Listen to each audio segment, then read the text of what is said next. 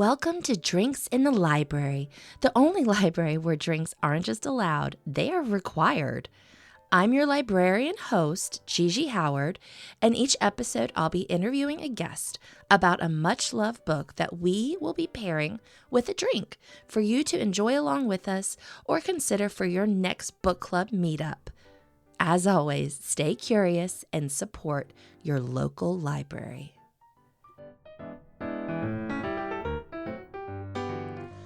Happy Thanksgiving, y'all. I am taking the week off, but here is a wonderful re-airing of the Animorphs episode by K.A. Applegate with Fiona Fenn. Fiona is an amazing, lovely, wonderful local author, and I so love this episode. I also think the drink that we have, the Flying Saucer, is just a really fun holiday-ish drink. So if you want a recommendation from me this week, that's my rec. All right, enjoy the episode, and I'll see you back next week with new content. Hello, Libration Nation. This week we are discussing the classic series Animorphs by K.A. Applegate. Animorphs is a collection of 54 middle grade books in which 5 young adults are gifted the power to morph into animals. It was a bit of a cultural phenomenon when it was originally published in the late 90s and has recently seen a resurgence online. My guest is Fiona Fenn. Fiona is an author of fantasy novels that put complicated heroes front and center. A fan of villains, redemption arc, and intense explorations of healing in all its forms, her debut novel, The Crack at the Heart of Everything, is a love letter to every villain who wanted to do better but never got the chance. I so enjoy this conversation with Fiona talking about Animorphs, her love for it, as well as her experience writing, publishing her first novel, and everything that goes into that process. Our drink this week is called a Flying Saucer. The Animorph series begins with the kids meeting an alien who has flown to Earth in what we called in the 90s a flying saucer, now more commonly called a UFO. All right, so without further ado, please enjoy this conversation with Fiona Fenn. All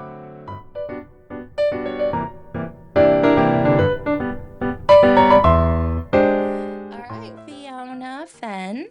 Hello. Hello. It's so cool to be with you here today. And we're going to be discussing one of your favorite series. So what is it? We're going to talk about Animorphs. I am so excited. I love these books so much. So you gave me like a couple different options. And I hadn't read any of them, to be honest with you. But I knew about Animorphs because it's such like a big on internet culture right now. It's huge. Yeah. I feel like when I gave you all those options, that was the one I really hoped you would pick. And I put the other ones in there. And I'm like, I really hope she picks Animorphs. And you did. And I was like, yes, because I can talk about books, but I actually have like 6 episodes of a podcast recorded going book by book on Animorphs. So I don't know if it'll ever get released. It's something that my partner and my best friend and I, the 3 of us, started because we wanted to reread them as adults. Yeah.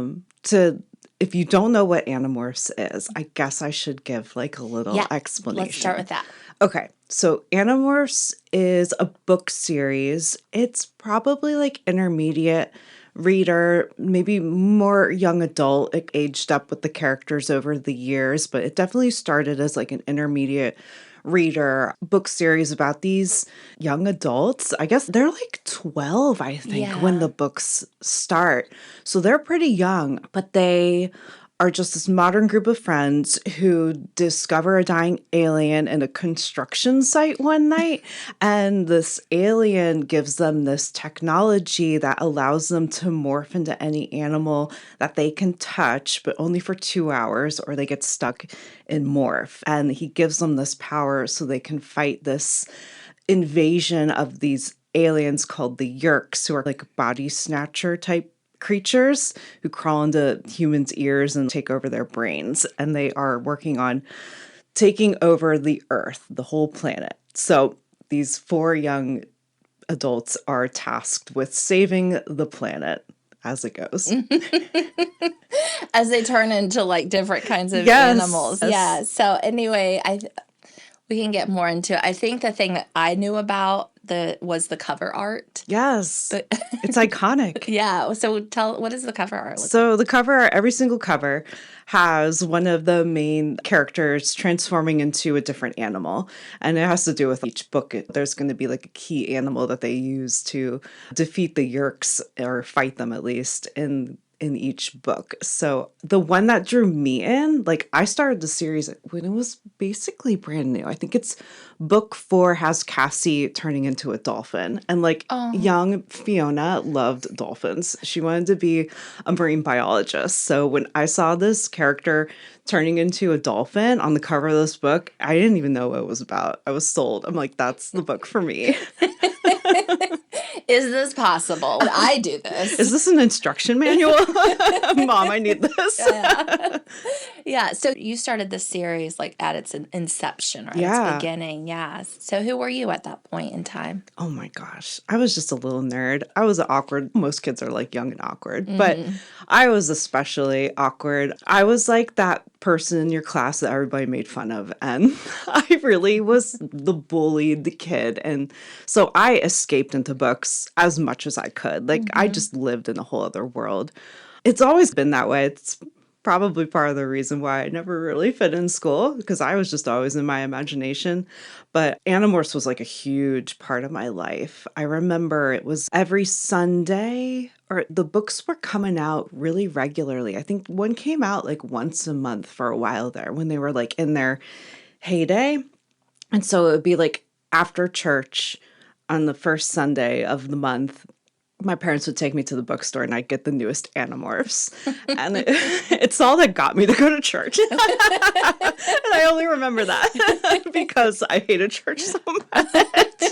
Not knocking it if it's your thing. Yeah. I think a lot of people can relate to that, especially when you're a kid. Yeah, when you're a kid, you're just like, it's either brunch at Cracker Barrel after church or going to the bookstore. Yes. Okay. Well, very interesting. And I guess that also diving in a little bit to the books, because I read the first one. It's 54 in the complete series. Okay. And then there's like some Megamorphs and the Visser Chronicles, and there's a bunch of like spin-off books. Okay. Yeah. So they spin off a little bit. But one thing that struck me about getting into this book that's meant for young people, kids, is a lot of the main characters have some pretty sad things going on in their personal lives too. Absolutely. Yeah. Do you want to speak on that a Oh little my bit? gosh. You picked that up just from the first book.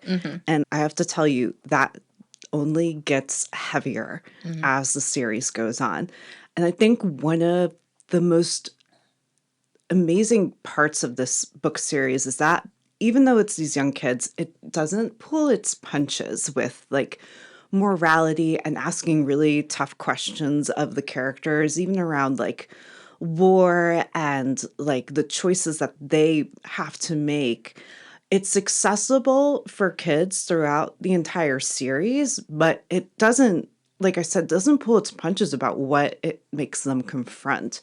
So even in the first book, I think it's like Jake is kind of part of a broken home, and we learn that Marco's mom is died, and his father is basically like Marco's forced to take care of his dad because his dad's just so devastated by her death. And like Cassie too is like just an adult already at this point, and to the point that I feel like she's probably the most healthy of the characters, but she's also the one in the series that you see grapples most with the morality of what they're being forced to do and really struggles with that. And watching her friends and reimagining her friends in these different lights now that she sees what they're actually capable of. And then Rachel seems like the perfect like golden girl. She's like tall and blonde and beautiful and like popular, and her home life is pretty good. And by the end of the series, her transformation is probably one of the most devastating, because as the book series progresses, it becomes very clear very quickly that Rachel is like the most bloodthirsty of all of them. She's like the brawn of the group and just loves to fight. And like what that does to her character by the end is such a struggle. Like she doesn't lose her humanity, but she's probably the most tragic of the characters at the end of the day, at least for me, knowing what she goes through. It's very cool how the transformation happens for each character. Tobias too, he's like on the surface probably. You think he's the most tragic? I think it's at the end of book one Okay. that Tobias gets stuck in Morph. But he comes, like his family though, like he hates his home life, he hates his school life. He's like that really outcast kind of character, maybe closest to like the way I felt in school, like just didn't fit in anywhere. So it's never really addressed clearly, but you get the impression that he chooses to get caught in a hawk morph so that he just wants to escape like the life that he's been living. And that is like a choice that he makes for himself to become a hawk. And everyone in the group is, oh my God, Tobias, we're so sorry. But you can read in his point of view books that he's so much happier as a hawk. And it's just fascinating. Yeah. Like stuff like that. You don't think you're a 12-year-old reading these books and it's just so deep. I'm blown away by what these books are able to achieve in just like 54 sounds like a lot, but they're 54 middle grader books. So they're like 120 pages maybe. They're not long. Yeah. Yeah. And I think Tobias was the one I was struck by because his dad abandoned them or he didn't know who his father was. Yeah. Yeah. And then did his mother? I think he was like living with his uncle or something because his mom had passed away. So he's living with like his extended family. He doesn't have access to his parents anymore. Yeah. And I feel like he knew he was a burden on his extended family. They didn't really want him. And I think sometimes as adults, we don't give kids the credit they're due for understanding what's actually going on. Yeah. And to have these stories told through this perspective of children who see no one's ever going out to Jake and saying, Tobias, nobody cares about Tobias, actually. He knows what's going on with his friend. So anyway, I thought it was really interesting. I did want to bring up the drink. Oh, yeah, we should. I'm sorry, I went on like a long I love these books. Yeah, no, I want to continue it, but the drink, so you were so like cool about whatever works, but I don't know. I've been on a thing recently where I guess I could have gone with an alien kind of colored one, but I just like natural kind of ingredients. So this is called a flying saucer.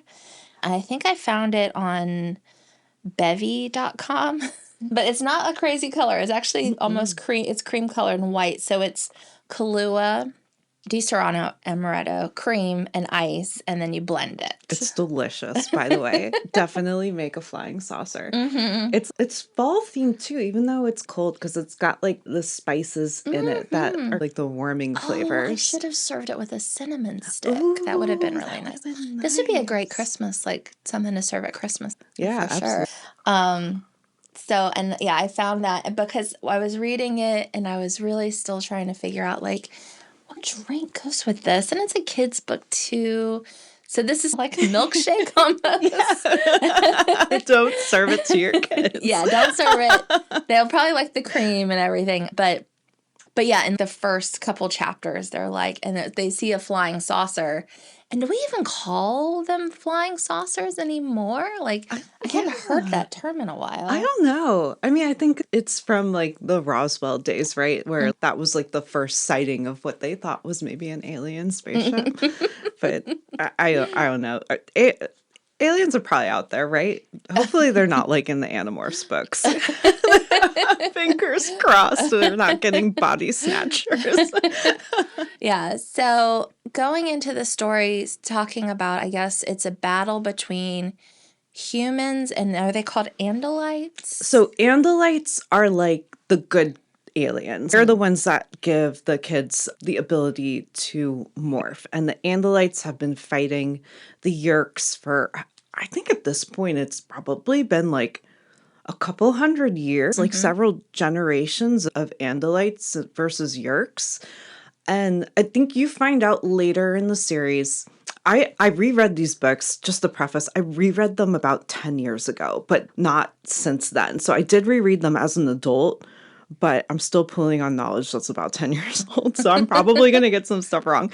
But the Andalites actually, I believe, helped the Yeerks out originally and gave them spacefaring tech or whatever because they felt bad for them because they were just this race of like slug creatures that were intelligent, but they were didn't have bodies. They're just little tiny slugs living on Mm-hmm. this planet. But they gave them they always had the ability to like snatch bodies and crawl into like things' ears and stuff, but they didn't have a race on their original planet that allowed them to build tech or get off the planet or whatever. So the Andalites helped them and then regretted it because the Yeerks ended up like the power went to their head and they are like suddenly taking over the galaxy.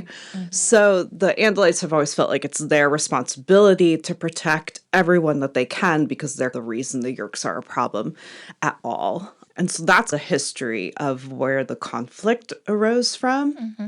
And then at this point in time, Earth is being invaded, but I think that Andalites are stretched really thin in their efforts to stop the Yeerks. They're slowly losing this war against them. Mm. So the Andalite that gave them the power to morph, this is like the last ditch hope for Earth because that Andalite knows that the Andalite fleet is not coming to save Earth. So Mm-hmm. he's dying and he gives the kids the ability. It's a blue cube that they all touch. And Mm-hmm. that blue cube actually remains with them. The kids retain it and they actually later on in the series are presented with an opportunity to like give that technology, that ability to other kids. And the first kid that they choose is this boy named David, and it is a complete disaster because David is not cut out to be Oh an no. animorph. He like goes off the rails Oh and no. nearly kills them. He just is, they end up having to trap him in morph, and I think they trap him in morph as like a rat or something. Oh It's like no. really awful. Leave him on a deserted island or something. And that's one of the first big moral conflicts that really puts them in a situation where it's not clear what Mm. the solution should be. You're gonna trap this kid in a morph and basically doom him to a life as a rat. Is that better than just killing him?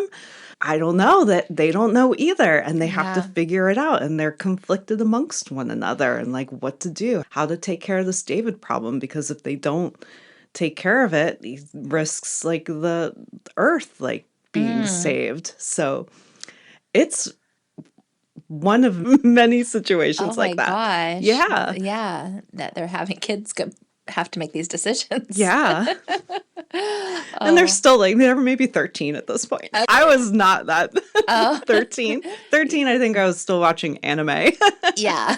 and like doodling in my like notebook at school. Yeah, yeah. Sailor Moon, all that Mhm. kind of stuff. Yeah. Oh, did you watch the TV show? I did, yes. What was that like? I do want to say just real quick. So I think that I was talking to my husband about this. I think he and I are just like a smidge too old to have this. This wasn't in our wheelhouse when we were 13. I think this came out like when we were 15. And so we were just a little bit. So I totally missed all of this. I apologize to the Animorph people, but I am loving you bringing it to me and educating me. So tell me about the TV show. Yeah, the TV show, it was on Nickelodeon, and it was actually I think like a really big production for them. And I remember as a kid, I didn't like it because it's still a TV show in the late 90s with like late 90s graphics, Mm, and as good as like they were for TV, they weren't great, especially not in what we see in modern TV yeah. now. But yet again, rewatched it as an adult, and they did a great job with it. Oh, okay. Genuinely, the acting was fantastic. All the actors they got for all the kids were just really talented, really just embodied the characters perfectly. And what they did with what limited technology and like graphics that they had was like really smart.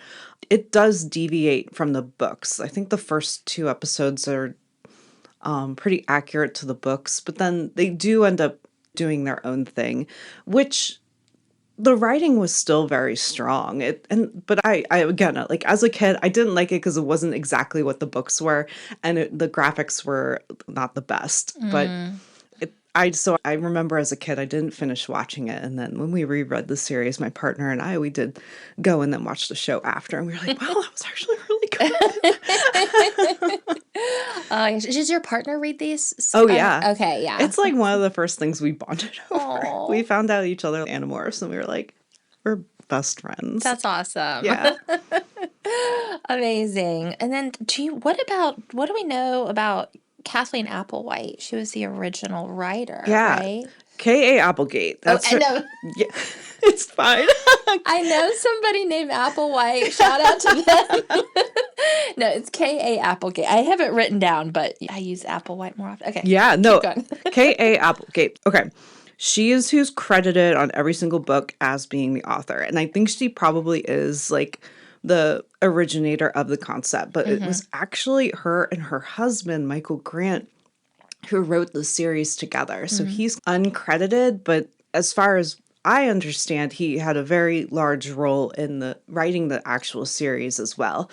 I've read other stuff by Michael Grant and I've read other stuff by K.A. Applegate, and I want to credit Michael Grant with all the disturbing stuff that makes Animorphs stand out, because he wrote this other book series. I think it's called Light, or the first book I think is called Gone, but I think the series is called the Light series or something. And it is yet again a bunch of kids in like high school who are just going through the most traumatic, horrifying experiences I've ever read in a book series. Oh, gosh. It is. It's if you love reading books about awful things happening to kids, read read anything by Michael Grant. I don't know anyone who's like seeks that out, but yeah, he's got a twisted brain, and I love it. But it's also, you have to go in knowing what you're getting into, because Yeah. it's not easy reading. Okay. But yeah, they wrote them together, and I think they were writing them out of a hotel room. They were like destitute for a while when they started Animorphs. Oh, So they're okay. like living in a hotel room, writing these books and just like pumping them out, and then they start making them money, and I think it got them out of that situation. But it's a Okay. really interesting Yeah. origin story for Yeah. where they came from. It is. At first I thought it was all ghostwriters, and I was like, oh no, this was actual. And Kate Applegate, is it Catherine? I think so, yeah. Catherine, but she writes now under Catherine Applegate. Yes. And then he writes under Michael Grant. And I'm aware of both of them separately. I think they were using ghostwriters like through, I think it's like book 28 through 45 or something, that they were getting help with ghostwriting. And that is, interestingly enough, when I stopped reading as a kid, it was right around book like 28 or 30, I put the books down and never picked them back up. At the same time, I'm getting older too. And we were going on like probably like a 2 or 3 year stretch of reading these books religiously. You get a little exhausted of the same thing. But I dropped them around that point, and so did my partner. So that's why when we did our reread as adults, we found out that's about the book, like around 28 is when they started using some ghostwriters, and we thought that was interesting because we Yeah. both dropped them at like about the same time. Yeah. But then they went back to writing them themselves. Okay. I hope like Michael Grant and Kate Applegate don't ever hear this, because hopefully this is all accurate and I'm not like throwing shade where it's not to. Yeah. No, I think because that is about the time when they switched over to ghostwriters, I think. So I think you're accurate, and the people understand. I Yeah. think you're right. There is a reading fatigue, and There's a writing fatigue too. If I Yeah. was them and I was having to write the same thing for that long, I'd probably get some help too. we start running out of plot lines at some point. And you just brought up writing fatigue, and I want to talk about that because you are an author. I am, yes. Yes. My debut book just came out. I'm not sure when this will air, but it's only been 2 weeks, less than 2 weeks since my book came out at the time of this recording. And I'm not writing fatigue. I'm marketing fatigue right I now. know. It's so much. Yeah. So, what got you into writing? Reading. Yeah. I've been writing for probably since I was not writing seriously. I started writing fanfic when I was probably like 11, and very bad stuff, of course. At 11, you're not going to be a good writer. If you are, that's get out of here. But no, I've been writing since I was a young kid, and I actually went to school for illustration because I thought that Really? was going to be like my method of getting my stories out there, but art school killed my muse, so I Oh, no. really went back into writing. I didn't really ever take a break, but I started taking it more seriously after I realized like my art muse was gone and that probably wasn't going to take me anywhere. And I'm like, writing, I've loved just as much. It's just like art is what people see. They Right. see you drawing, they see your art, and they're like, you're so talented, you're so good. But I wasn't sharing my writing with anybody at that point. So we weren't getting that kind of like positive feedback where you're like, this actually holds value. People want to read what you're writing. So after college, I started writing pretty seriously. And then during the pandemic, it was my escape from reality. And I think I wrote like 700,000 words Whoa. in 2 years. Yeah, it was like a year and a half, maybe I wrote that much. I Yeah. just wrote, and I like to think I got all the bad words out during that time period. And I kept that momentum and I immediately just pivoted into an original concept I wasn't really attached to. I came up with it on the spot. It's not like I think a lot of authors probably have those ideas that they've been thinking about for a decade or more. And they're like, one day I'm going to write that idea. But that wasn't what I jumped into with. I came up with a completely new concept that I wasn't emotionally attached to. And then somehow it got picked up by a publisher, and I am now a published author. Oh, that's amazing. Yeah. Congratulations. Tell us about your book. It is called The Crack at the Heart of Everything, and I love villains, so it's a villain point of view fantasy novel about an evil dark wizard who gets banished into the world he helped conquer and experiences a moral crisis. Oh, okay. Yeah. It's like a love letter to characters like a Severus Snape or like a Thomas Barrow. They're like the villainous B-side villain. They're not like the mega bad. They're like the traumatized villain who's just been led into this really terrible life situation because of choices that they've made to survive. And so they're very empathetic and Okay. not like a narcissistic psychopath who you have to like write a whole trilogy to redeem. No. I won't bite that off on my first book. But it's gone really well. I'm very happy with the reception and people seem to really like it, which is super cool. Cool. Who's your publisher? Tiny Fox Press. So Okay. they're a small press. They only put out a few books per year, but they're really well regarded amongst publishing industry. They take both agented submissions as well as direct submissions. So mine was a direct submission. I didn't go through an agent, and it's been an incredible learning experience about the publishing industry at large, because there's so much I thought I knew, and then going into it, so much more I had no idea. Oh, Yeah, it's a whole gauntlet of just both learning what publishing actually is, because it's not finding the best book out there and getting it in front of readers. It's like much more about making money. But that's the beauty, I think, of small presses, and why I'm really like, I went with one was because they are chasing something different. They're not necessarily in it for the next blockbuster hit. They are looking for the unique stories being told from unique perspectives, and of all the people I've put my book in front of and had conversations, they were so excited about my novel. And that was what I wanted. After querying, I'm not sure how you've had authors on this podcast all the time. Have a lot of them talked about their publishing journey at all? Um, I've had a little bit. I haven't really had any of them really get into it too deep with Yeah. me. I know I've definitely I've had indie authors, and then I've had authors who have a publisher as well. And I know those are two very different processes. Yeah, and I feel like my experience is probably like a hybrid of between those two, because even though I'm with a traditional publisher, they're small enough that I'm not just like one of their mid-list authors. I'm like one of two authors they probably sign a year. Okay. So I get a different like boutique, I think, experience than maybe a normal traditional publisher would give an author. But then again, if you get a big old advance,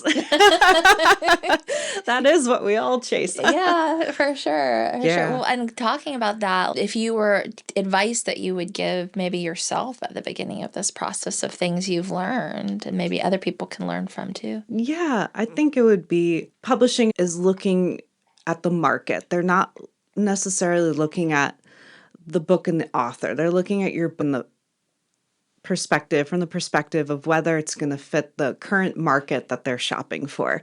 So even if your book does not query successfully with agents, or if you go direct to publishers, it's not a reflection on your book so much as it is a reflection on what they anticipate the market being. And that market is probably like 2 years ahead. So whatever is popular right now, romantic fantasy is very popular right now, but if you have a romantic fantasy and you're querying it right now, it's likely that window for that type of novel has passed, and it will come back. You just have to be on a little bit ahead of the curve on anticipating when, and then you time your querying to that, or you re-query that book in 5 years when they're going to be shopping again for that. Like I have a sci-fi concept, and sci-fi wasn't doing well when I was querying about 2 years ago, but now you see sci-fi is something that a bunch of agents are starting to look for. So you can, if you're paying attention, you can anticipate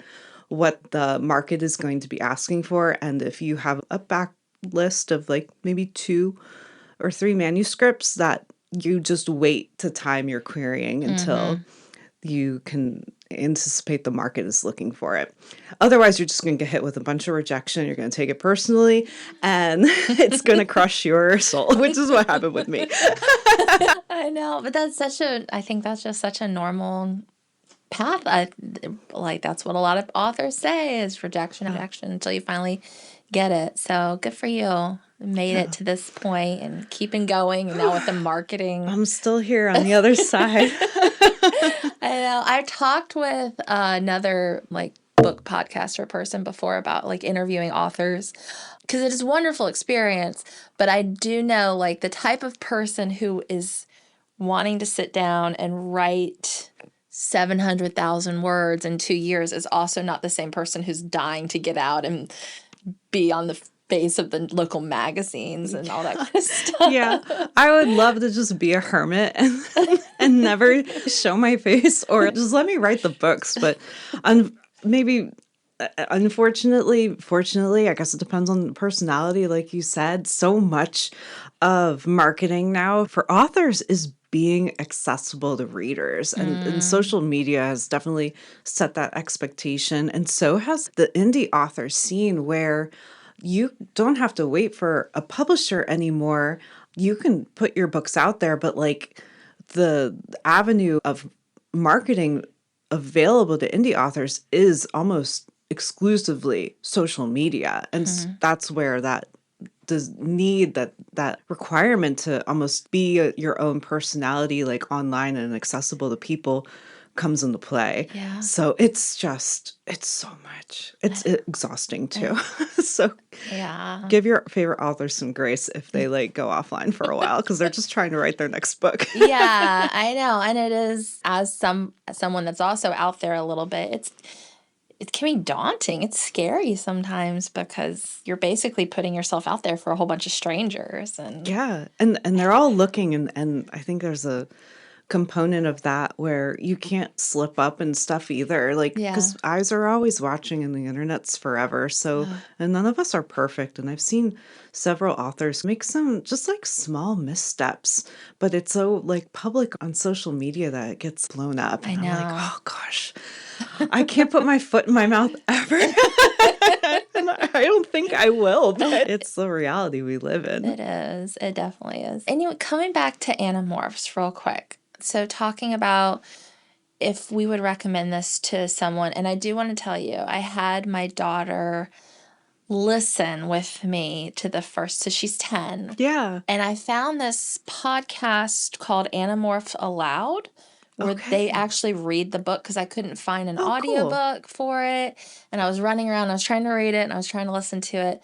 So I was like, okay, let's see what a 10-year-old thinks now. And she said it was interesting. And I was like, would you want to read this again? And she was like, yes, but I don't want to do the. She did not like the audiobook stuff. Okay. But that's just her. The podcast Animorphs Aloud, I thought was really good. Yeah. I haven't heard of it. I didn't realize that there weren't audiobooks. There probably are. The library didn't have them. Okay. And I wanted to try to get it for free. So. I wonder though, do they make a lot of audiobooks for that grade of reader? I don't think so. I don't think so and either. Especially now, there probably weren't a lot of audiobooks when this came out in the 90s, so they didn't record it then. And so now nobody's going back and reading Animorphs and re-recording it now. So they could.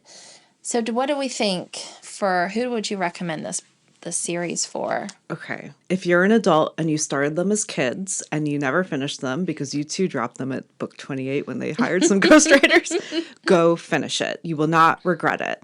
So I know reboots are so popular. Like I'm a millennial, so they just keep regurgitating all the stuff we grew up with. But Animorphs is definitely one that's worth going back and revisiting. Yeah. And then I would definitely say get your kids to read them, and then you'd have something to relate to them with and something to talk about.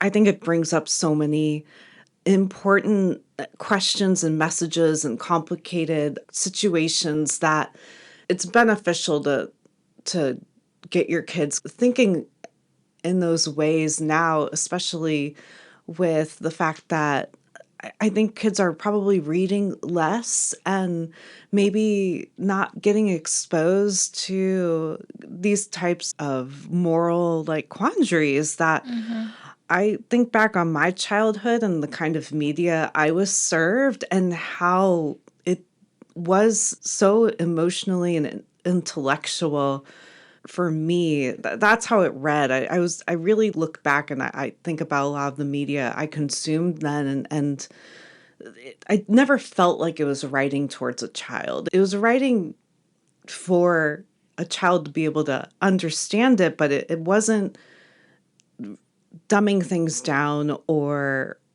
assuming like that a kid wouldn't be able to understand certain concepts. You said it, like kids are smarter than we give them credit for. Yeah.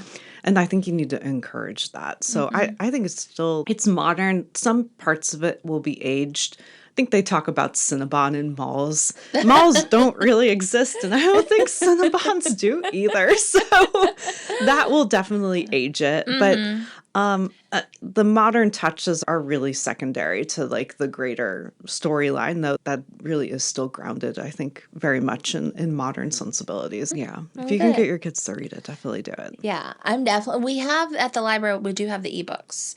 So I'm going to try to get that for her. She has like a Kindle. And I think Michael Grant and Kate Applegate, if you go to their website, I think every single book is available for free as a PDF. Really? Yeah. So if your library doesn't have them, go check out their website because I think they're still available. They just released them all. I think it was in 2015 or 16. They just made them available to everybody for free. Very cool. Yeah. Very cool to do that.